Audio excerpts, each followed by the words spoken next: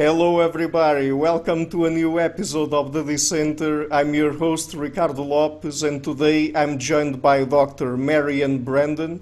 She is a clinical psychologist and diplomat in sex therapy. Dr. Brandon is the author of Monogamy, The Untold Story, the ebook Unlocking the Sexy in Surrender, using the neuroscience of power to recharge your sex life, and co-author of the book Reclaiming Desire, 4 Keys to Finding Your Lost Libido. Dr. Brandon served as a board member for an international sexual health society and also co-hosted the sex therapy radio show called In Bed with Dr. B and Ted.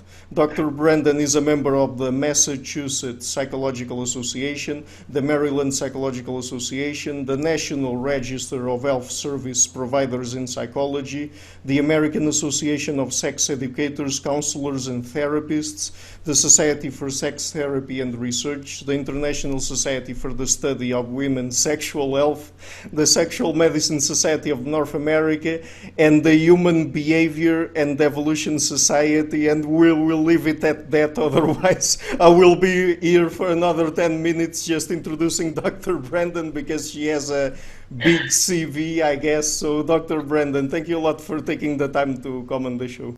My pleasure. Thanks for inviting me. Okay, great. So, I haven't yet touched on the topic that we're going to explore today in the introduction, but in fact I invited you because Dr. Glenn Gare posted this very interesting article on Psychology Today. I can't remember the title now, but basically he was talking about your perspective on sex robots, and I guess that's a very interesting topic to explore, and since you work as a sex therapist and things like that, I guess that because it is a technology that we already have available, and it's also an emerging one because things are going to get better and better with time in terms of, let's say, how the robots are produced and in terms of their interaction with human beings and so on and so forth. So maybe I would like to ask you to start with this question, that is, what is exactly your position when it comes to sex robots? Are you completely against them, or is it a more nuanced position where you might think that perhaps in some situations we could profit from using them? So absolutely a nuanced position. About 2 years ago, I would have said to you, this is all science fiction. I'm really not interested at all in the topic. And I really was not taking it seriously until I came across a survey of some MIT scientists who were saying, yeah, this is going to happen. And their disagreement was, will sex robots be available in 20 years or 30 years? It wasn't, will this happen and will it have a big impact? So after I read that survey, I thought I really need to get my act together and figure out what's happening here. So I actually went to the Sex and Love with Robots conference in Brussels last month as part of my ongoing research. And I have really, getting back to your question, come to the point of feeling very confident that there will be benefits to this addition to our technological repertoire, but there'll be potential challenges and damages as well. And so I think it's really important for us all to start a dialogue about it. I was really delighted to get your email, because if we don't talk about it, it's really just going to happen right under our noses.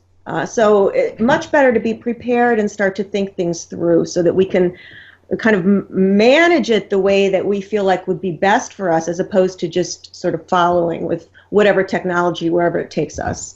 Mm-hmm. Yeah, I completely agree with you, and I don't know if we're going to agree by the end, because I have some arguments in favor also, but let's see how it goes. Anyway, okay. I guess that one thing that is very interesting here is that we use the term sex robots. That is, we are thinking about them and producing them just for people to have sex with them, supposedly. But I guess that as they get more and more human-like, then maybe we will get other sorts of issues, because I think it's very easy to imagine that people, if they start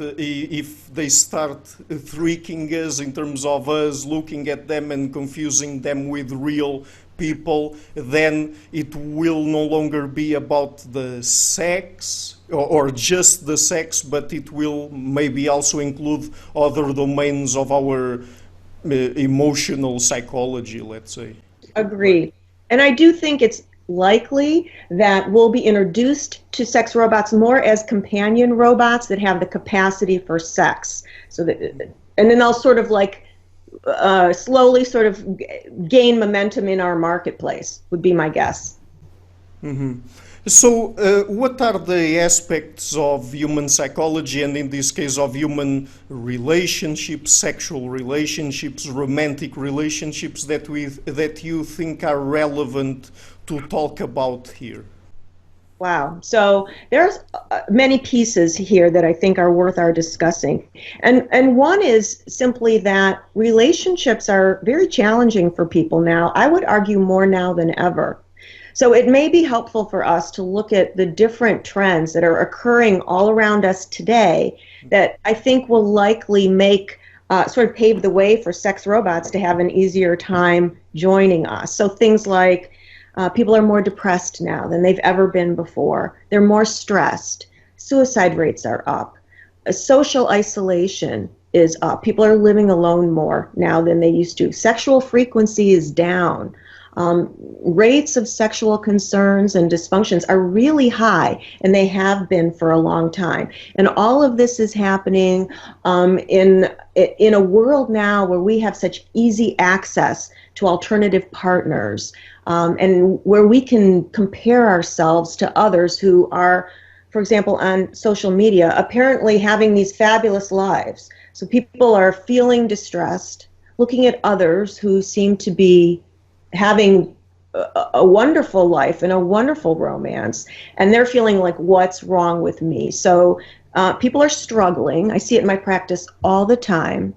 And so, you know, your question initially was what's relevant perhaps in our relationships that sort of opens the door. I think what people want is feelings of safety and security with a romantic partner. They want to feel some adventure and excitement. They want to feel loved. You know, how many people are really achieving this in their relationships right now? That's part of the concern here for me. Mm-hmm.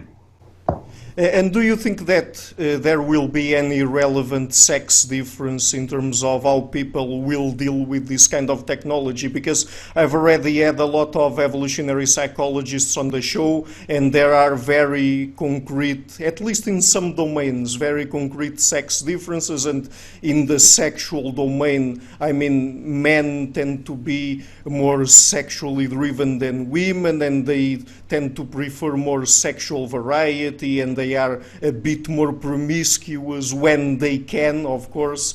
So do you think that maybe when it comes to sex robots, they might affect men more than women?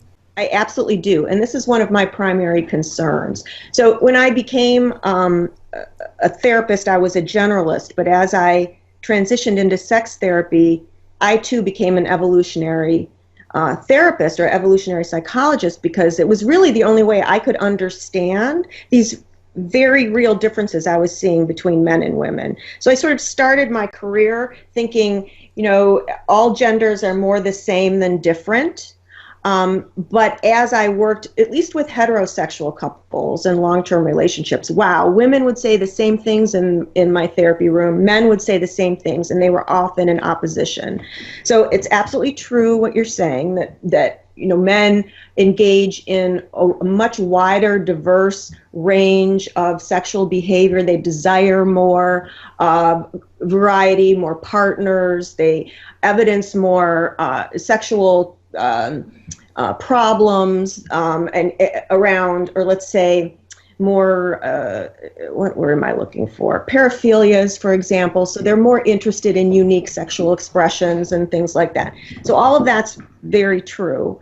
And I see it, I understand it from a perspective of the triune brain. That's a very basic sort of map of the brain that shows our very early evolution of our neuroanatomy was what we call the primal or reptilian brain, and that's a part of the brain we share with other mammals, and that's where sexual instincts may derive from. And it's in that space that males and females can express different their sexuality. It gets expressed differently, not from our more modern, cerebral cortex. We can all behave and experience the world very similarly from our more evolved brain, but it's that basic primal part of our sexuality that does get expressed differently, and sex robots will be more compelling to the male primal brain. And I can explain that further if you want, but I feel very clear about that. Mm-hmm. So, before we get into the specific issues where sex robots might affect men and maybe also some of the advantages that they might bring, that is something that I want to discuss with you, let me just ask you this, because it seems to me that we are not really that sure yet about the real impact that sex robots might have on society, that at least some of this is very speculative, because just to compare it, certain things that people are saying or speculating about with other types of technology that we already had, like for example, when people developed mass distributed pornography, let's say, and video games, particularly the more violent ones, there were always people saying that, oh, this will have negative effects on people, particularly men, because it happens that violent video games and pornography are directed mostly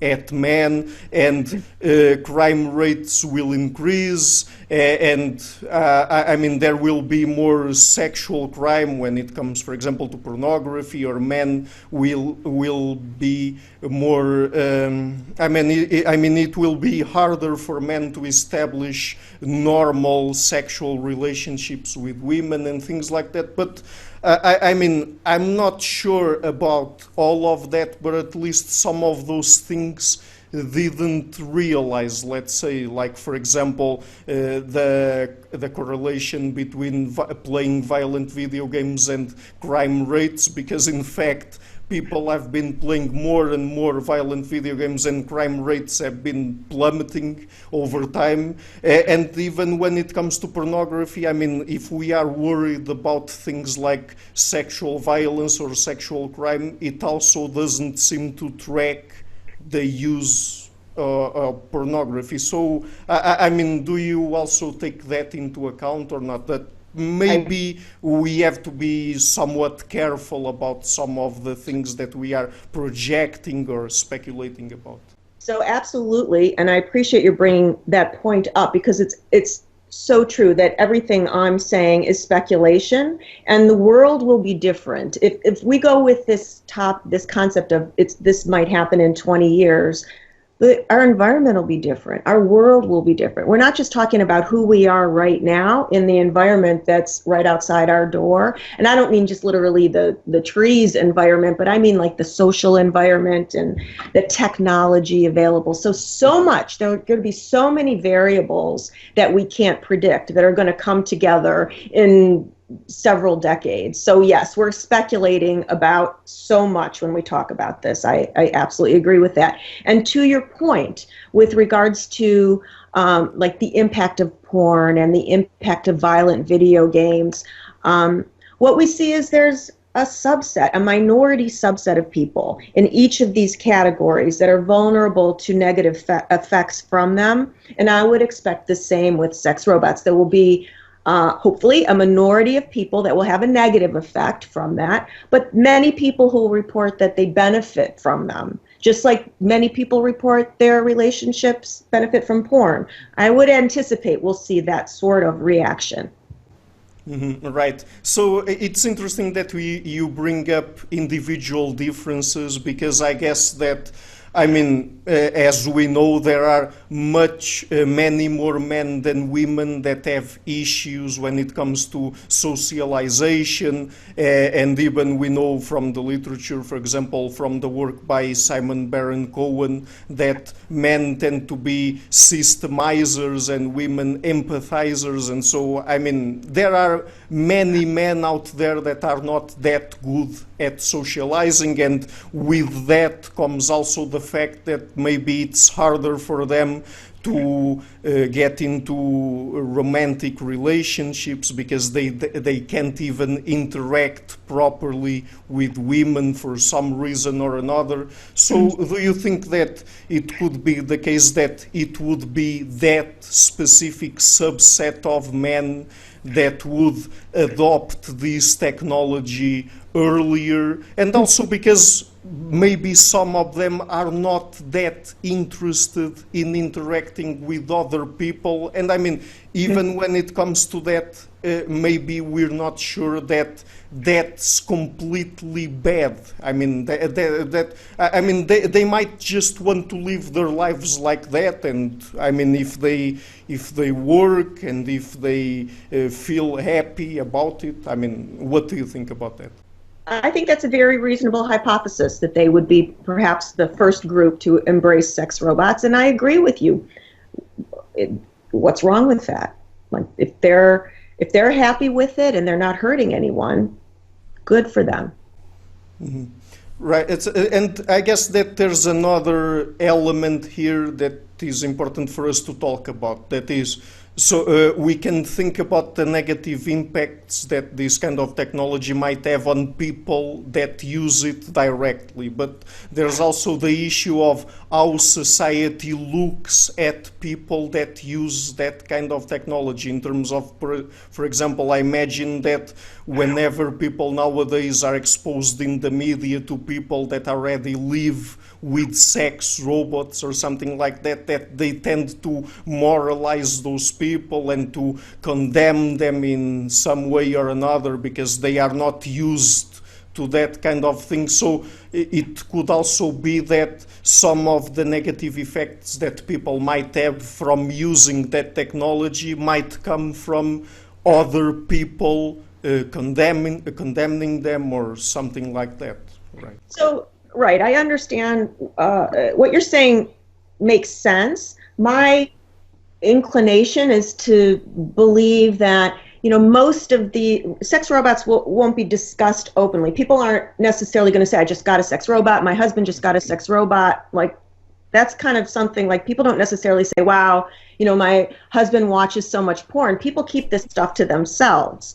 So I think that people will get them and not tell others. Couples won't tell others. And so they'll just sort of become a part of people's lives and no one else will know it. So I'm not so sure that the moralizing that I'm sure will be there that you're talking about is going to have that much impact on people. Mm-hmm. Yeah, maybe in terms of people that would adopt that technology feeling somewhat guilty for doing that because other people don't do it or other people talk about it in negative ways. Well, that's an interesting question. You know, people do all kinds of things sexually that they feel quite guilty about or quite ashamed about, but they still do it. So I'm still in the camp of they're going to do it anyway. They're going to buy robots anyway. Even if they feel uncomfortable about it, I think many people will still move forward with it. Mm-hmm. So, I mean, this is very complicated also because our societies are also changing, and particularly since women got access to university and to the workplace, and of course I'm not saying that that's a negative thing, that's obviously positive, but anyway, it changed the dynamics in the mate market, let's say, in the sense that, and this is also something that we know from evolutionary psychology, I mean, women tend to be hypergamous in the sense that they tend only to prefer mating with men that are at least of the same socioeconomic status as them, or even above them. So, and I guess that one of the things here is that more and more men and boys are, I mean, or to put it another way, there are more and more women in college, and on the reverse side of things, there are less and less men in terms of percentage in college, for example. And so life for men in the mating market has become a little bit harder than before because of the reasons that I just exposed. And so could it be the case that at least some of these could be, I mean, that some of those men that can't get a partner could benefit from sex robots, and would that be positive or not? You know, where my mind goes as you're talking is this whole topic begs the question of, do we need each other? And Right. are we replaceable? Are humans replaceable, and do we need each other? And that's an element of what you're speaking to right now.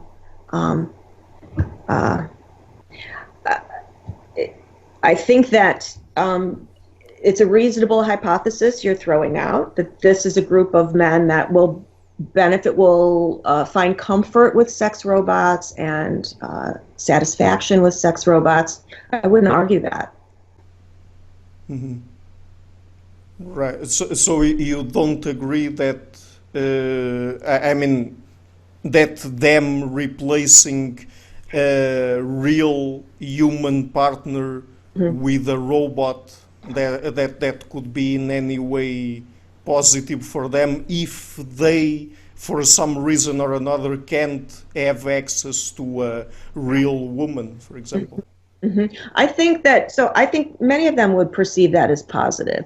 You know, we might analyze it and say, well, they're learning perhaps a narcissistic relationship style, and perhaps they won't develop the skills they need to have a relationship with a human. We may see that as a problem, but if they don't see it as a problem, I can't say that it's a problem. And anyway, human relationships are super challenging. So maybe they don't want to take that on. I mean, people struggle. We all know, you know, you have to make your relationship a priority and all of that. And people are really challenged by it. Maybe those men don't feel like they've got the energy or desire to work out a human relationship the way it needs to, or work with one in order for it to be satisfying.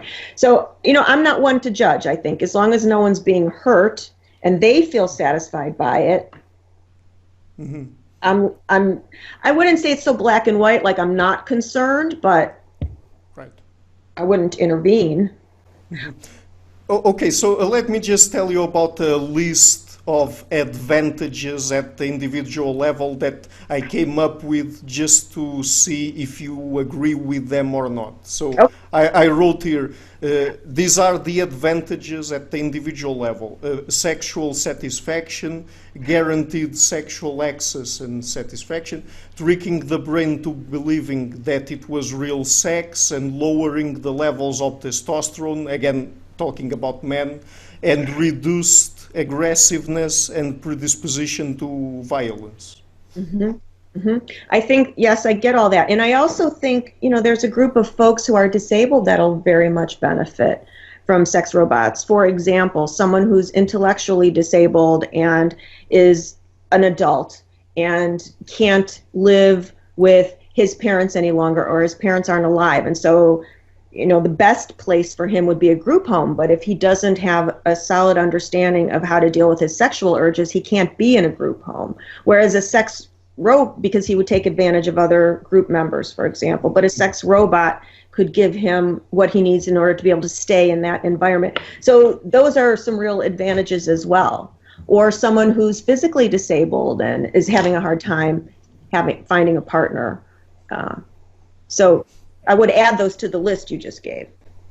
So, I mean, perhaps this is a bit more controversial because we live in individualistic societies, but there could also be benefits at a collective level. I mean, I guess it is a bit controversial also because we're saying, oh, okay, those men they can't have access to women, so we'll just give them sex robots to please them, and they won't be violent or won't disturb society. So it seems a bit cold and harsh, and I mean, it seems that we are not caring about them. We will just give them a toy or something just for them to play with it, and for them to not bother other people. But I mean, I've had Dr. Martin Daly on the show, and he and Margot Wilson studied the phenomenon where in societies that have high rates of economic inequality,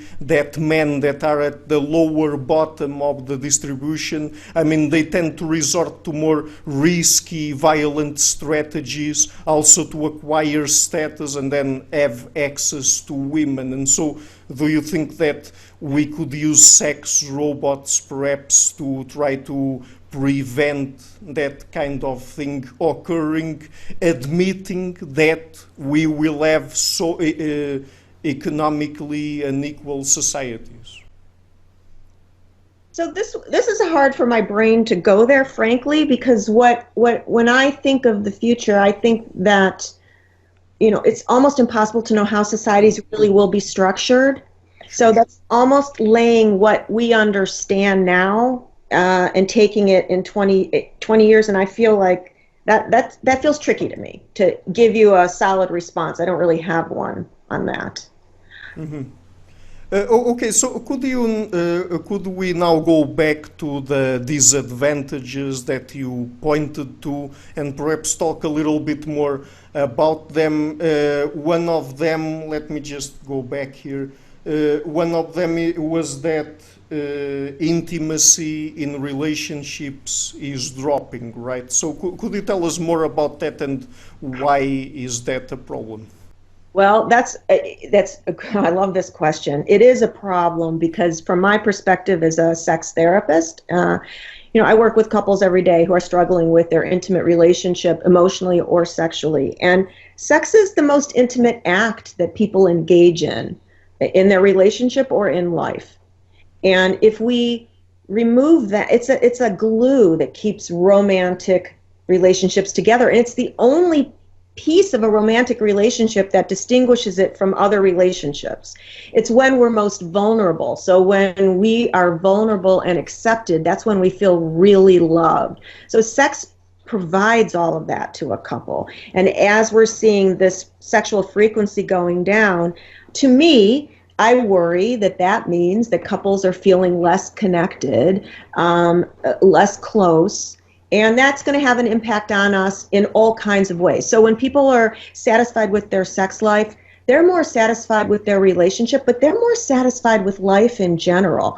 So, you know, it correlates with a lot of really important stuff. When people feel sexually connected, they feel alive, they feel vital. These are the words they use. So this is the secret sauce. We don't want to see that go away, as far as I'm concerned. Mm-hmm. And would that have any implications in how people establish relationships, not just with their romantic partners, but also with other people? So are you asking sex robots? Will that have implications? I'm not sure what your question is. Okay, my question is, if we remove intimacy or sexual intimacy from human relationships, if that could also have implications in terms of how people establish other sorts of relationships with other people? That's an interesting question. So, you know, I think that when people, people can have sex or they can make love. And I think most couples need both to have a creative relationship. But that making love opens people's hearts. It warms them. It softens them. And that's a necessary part of our relating in the world more generally. So if we stop that, I would be worried that we would all become sort of colder and less compassionate because, you know, that we're kind of coming out of our hearts, it seems to me. Mm-hmm. So another point, at least that Dr. Gare referred in his article, is that the prevalence of marriage and birth rates may well see declining numbers. So they are already declining, but do you think that with sex robots they could decline even further?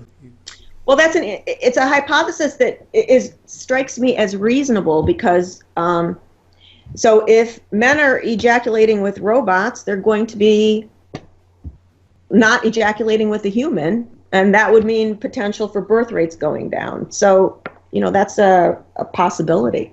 Mm-hmm. And do you look at that as an individual or a collective problem or both?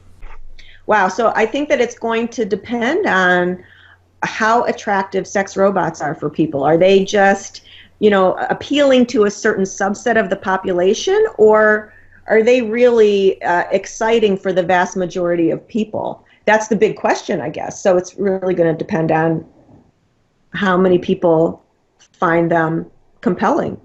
Yeah, but I guess that my question was more if you think that not having children, if you're worried about the effects that might have at the individual level, because I guess that people derive a lot of meaning in their lives from having children and establishing a family and things like that, right? So if people aren't having the ability to nurture and tend to care for children, what will that mean for them? Mm-hmm. That's a great question, because that's a place where people get tremendous meaning. So if people are having less children, then those needs will not be fulfilled. Mm-hmm. And okay, so now moving on to other topics, do you think that sex robots in any way at a psychological level would resemble sexual experiences like, for example, masturbation? So will they resemble at a psychological level? So my first response may feel convoluted, but hopefully it'll get us back to what you're. No problem. Okay. So, what I think of as you say that is virtual reality. So virtual reality, for those viewers who haven't experienced it in the ways that it really can be offered today, it captivates the entire person, and you really believe it's happening. I walked a plank in virtual reality just across a floor, and I couldn't even take a step, really. It was so scary. It was over a New York City highway, and I was laughing, like I had these glasses on, and I knew where I was. I was on the ground floor of a building, but my body thought I was 60 feet or 60 floors in the air, and I couldn't move. So our bodies respond even if our minds know it's fake, right? So I think that robots have the potential to offer much more than masturbation, because robots will be a much more full body experience, and the more we replicate reality, the further we're going to fall into it as if it's real, even if we know it's not. So I do think sex with a robot is likely to be more intense than masturbation. Mm-hmm.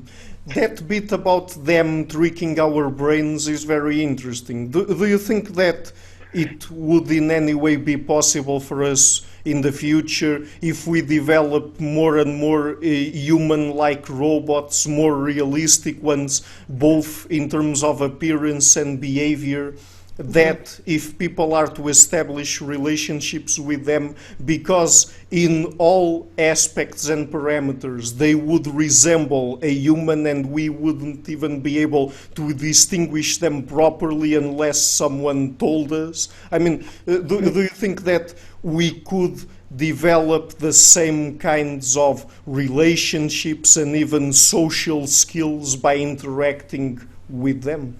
I do. And I think that they don't even have to be indistinguishable from human for us to relate to them like they are human. The way I understand this is more through science, as I grappled with this question myself. So it kind of takes us to, for example, what is love? Like, can we love a robot? Mm-hmm. Well, I think that we can look at love as a neurotransmitter response in our brain. Bottom line, from a biological perspective, that's what's going on. We have a reaction in our brain and we interpret it as a feeling. And I don't know why we couldn't have that reaction with the robot and interpret it as love. So even if you know it's a robot, it's still a reaction in your brain. I mean, we have a reaction to our pets.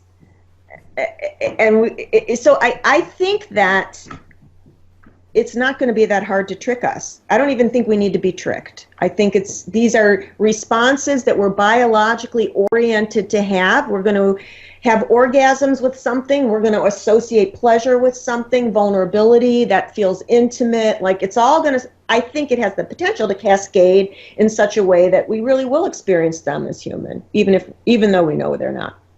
Mm-hmm.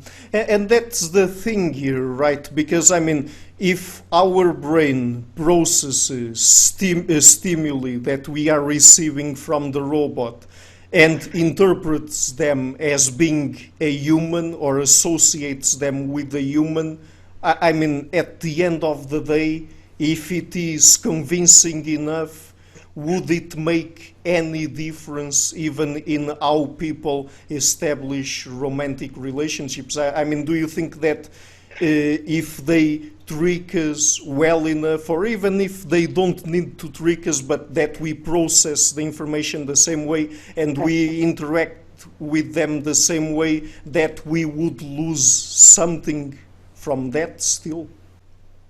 So I would believe that. But I'm also that I would believe that we're losing something, and I think most people would probably agree. If I asked 20 people, would you rather be loved by a robot or loved by a human, or feel love with a robot or feel love with human? I mean, people are going to opt for human, I would think.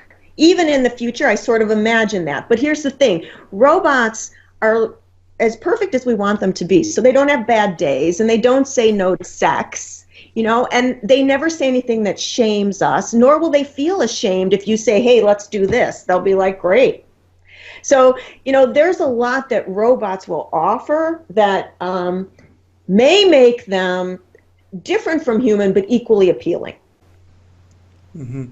Okay, and that's interesting, because I guess that one of the things that I have on my mind is that, okay, so let me just think about it for a bit, because this is a bit complicated, but I guess that, I mean, I was just thinking, so if we have something that is pretty close to a human, okay, so this is perhaps a bit more wild speculation, but at a certain point, we would also have to worry about how people deal with those machines that at the end of the day, for all intents and purposes, they would be sentient beings as well, and pretty similar to humans. I mean, we wouldn't be sure about the kinds of subjective mental experiences that they would have, but we would have to, because of the way they behave and because of the way they look,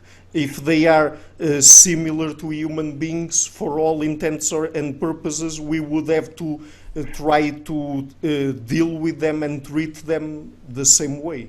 Mm-hmm. Well, people do speculate that, you know, down the road, there are lots of scientists and AI folks that say, yeah, that robots eventually will have emotions like humans. That's a big leap for me. I'm not ready to go there, but I think part of what you're asking is, if they look and act human, are we required to treat them as human even if they're not sentient? And that's a huge controversy right now. Like, the issue of consent. If the robot appears human, even if we know it's not and it doesn't have emotion, do we still need to behave as if they're human to maintain our appropriate social standards? Yeah, I don't know. Mm-hmm. Yeah, that's really, really complicated. Let me just ask you one question that this might be, okay, it might seem that I'm teasing you a little bit, but it's not that. I was just wondering if maybe when women talk about these things, because there are a lot of feminists, for example, that worry about sex robots and also pornography and things like that, and they say that because men are exposed to that, then they might objectify women more or something like that. I mean, they have a lot of different arguments, but that is one that comes up a lot of the time. But do you think that maybe, in a sense, we should expect more skepticism from women when it comes to the impacts that sex robots might have on society, because they are more tailored for men, and I mean it's more men that want to have more sexual variety, or that perhaps are not interested in socializing and prefer to have direct access to sex and things like that? Mm-hmm. I do think that women have reason to be more concerned than men do around this, and that they are and will be for many reasons. So yes, robots objectify women, and they are primarily, like we talked about earlier, they're going to be more compelling for men. So it's not just that they're being created for men. I feel pretty confident that when they're created for women, and they will be, and sex dolls are today, they'll be available, but the market won't be there. So they're not going to sell as much. And some women will love their sex robots, no doubt. But ultimately, they will be more appealing to men. So the market will bear that, though. There will be more created for men, and they do objectify women. And I do think women want, potentially because of evolutionary reasons that we sort of touched on earlier, women want more from a romantic relationship or a partner than men may. That's probably a controversial statement to make, but from when we go back to sort of the primal brain and primal sexual instincts, women have reason to be more particular about their partners and need more than just a sexual release from their partner. Whereas from that primal brain place, men don't have as complicated needs around sex. And we can go into that further if you want to. But basically, because of that, from a very basic instinctual perspective, robots are going to be what we call supernormal stimuli. If you've had evolutionary therapists on here before, they've talked about it. So supernormal stimuli basically captures what we're instinctively oriented to desire and amplifies it. So we see this all around today. In food, for example, it's everywhere. So, you know, instead of a blueberry, we've got a blueberry candy that's, you know, 1,000% magnified in blueberry, and so that's where people go to. We long for this man-made supernormal stimuli. That's what we eat. That's why the obesity epidemic is so real today, because so much of our food has become supernormal stimuli. It's not what you pick in the garden anymore. And sex robots will be that. Porn is that too. We have this all around us, but sex robots will be supernormal stimuli oriented more for men than for women. Mm-hmm. Yeah, I guess that when it comes to sex differences in mate preferences, I guess this is a bit of a joke, but in terms of programming sex robots for women, I mean, I guess that for men, they would have to follow a pornographic script, but for women, they would have to follow more of a script from a romance novel or something like that, right? Right. That's, yes. I think there's real truth to that. Someone told me a joke recently, maybe everyone knows it, I don't know, I thought it was amusing. He said, sex is like pizza. You know, there's better pizzas, but there's no bad pizza. Now, that's really something I didn't say to him. You know what? A woman would never say that. But it's really true. Women would definitely say, you know, there's bad sex. Boring sex is bad. You don't really hear that from men so much. So expectations are different, and what we need from our partners can be different. Mm-hmm. Yeah, you were referring to, for example, how men and women deal differently with sex and how they are stimulated differently, and they process different stimuli differently. Yeah. So, for example, I guess that we could say that men are a bit more imagistic in the sense that they are easily triggered just by looking at a female body or something like that, and women instead need more of an emotional, relational component there. I mean, it's much easier for men just to do sex with a complete stranger that they find physically appealing, but not so much for women, right? I think that that's really true. So, and that comes back to evolution. So, women take into account the relationship, the context that sex is in. So, for example, as a sex therapist, I hear comments in my office all the time, women saying, you know, I can't have sex in the house when the kids are in the house. It's just really distracting for me. I don't hear that from men. Or I'll hear a woman say, you know, I don't like to have sex after dinner. I'm so bloated. You know, I don't hear that from men. So there are many women will say, I can't have sex when he wears that outfit. I hate that outfit, and I've told him not to wear it, and I can't have sex when he wears it, right? But I don't hear that from men. So there are these really come down to our evolutionary differences, but they play out in very real ways in our day-to-day lives. And that's, I think, what you were referring to. Exactly. So let me just ask you one last question before we go. We've been talking about the effects that sex robots might have on an individual level, both on men and women, and also on a more collective societal level. But what about cross-sexual influences, in the sense that, okay, so if men use sex robots, could that also translate into an impact on at the level of women? I mean, could that also negatively influence women in the sense, like, for example, men are not as available to establish romantic relationships or sexual relationships with them, or they might even, because I guess that women care a lot about their physical appearance, and if we can just produce a robot that is basically perfect in terms of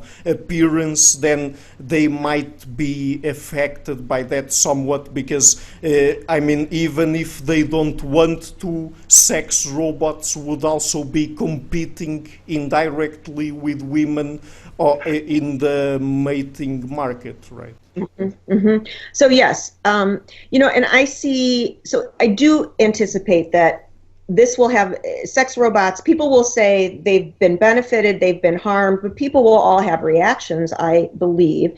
And I would anticipate that women will have reactions, that they will impact women's lives even if women don't have a robot themselves. And I do worry about things like mutual respect. So what I think will happen is this supernormal stimuli shows up for men, they're attracted to it.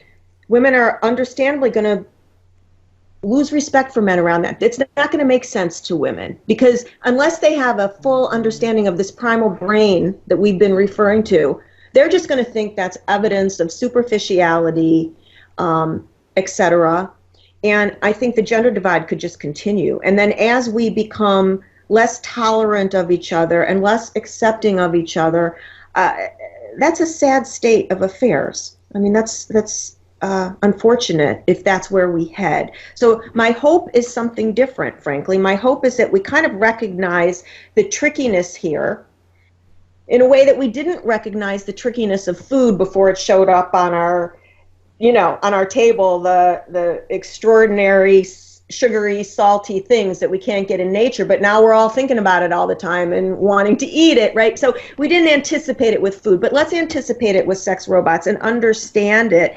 And perhaps we could take each other less for granted, would really be my hope, because, you know, if we can get these needs met in other ways, rather than use that as a reason to disregard people, maybe we say, wow, like, this is really precious what we have here. This love, or this potential for love, is super precious, and let's cultivate it and take it really seriously. Let's make it a priority, like, and I think people can do that.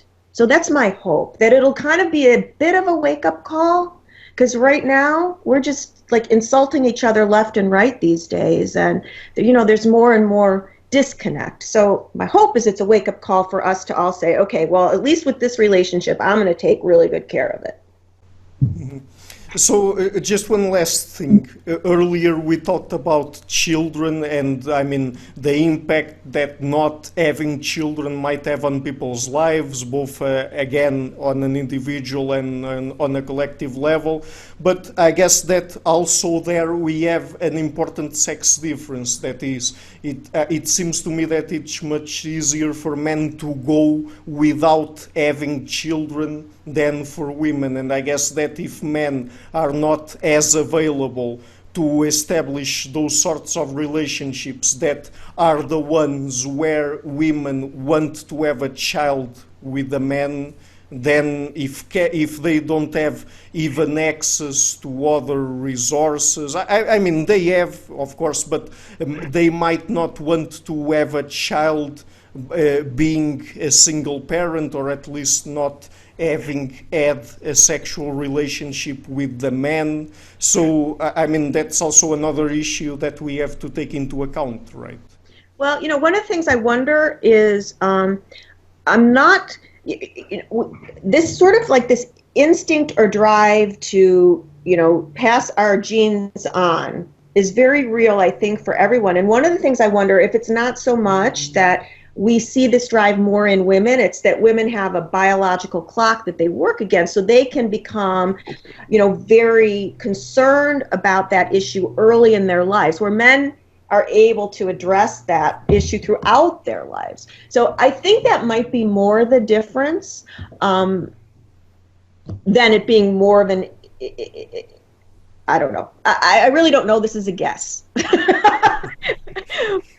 Right. Okay. So I guess we are speculating a lot on this episode, and that's normal because we haven't had a massive deployment of sex robots in any society. I guess that maybe China will get there first because they don't care that much about the effects that technology have on people. They just want to run their society and make money. So anyway, so. Dr. Brandon, before we go, would you like to tell people about what might be some of the best places on the internet for them to learn more about your work? So I would say my website, which is drbrandon.net, and I have books and lectures and stuff all available there. And I'm also on Twitter. So if you like this topic, follow me on Twitter. I speak not just to sex robots, but across the board around sexual issues. But it's fun, and I'd love to have everybody join me there. Okay, great. So I will be leaving that in the description box of the interview for people to go and check it out. It's very interesting. And also, of course, the link to Dr. Gare's article and others for people to also read it.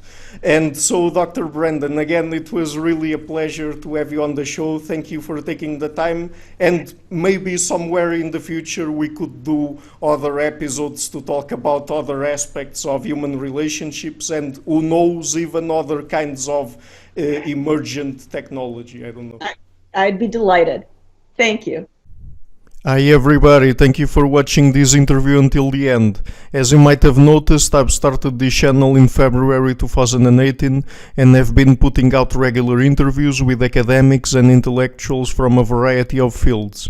To keep the channel sustainable, I would like to ask you to please visit my Patreon page and to consider making a pledge there. If you don't like Patreon, you also have the alternatives of Subscribestar and PayPal. All of the links are in the description box of the video. Otherwise, and if you like what I'm doing, please share it, leave a like, and hit the subscription button. I would also like to give a huge thank you to my patrons: Karen Litske, Anne Blanchett, Perelga Larsen, Lau Guerrero, Chantal Gelinas, Francis Ford, Hans Frederick Sunda, Brian Rivera, Lucas Stafiniak, Sergio Gondriano, Jana Eninen, Ricardo Vladimiro, Craig Healy, John Connors, Adam Castle, Vega Gidi, Doctors Jerry Muller, Herbert Gintis, Rutger Voss, and Bo Weingard, and also my 3 producers, Isar Webb, Rosie, and Jim Frank. Thank you for all.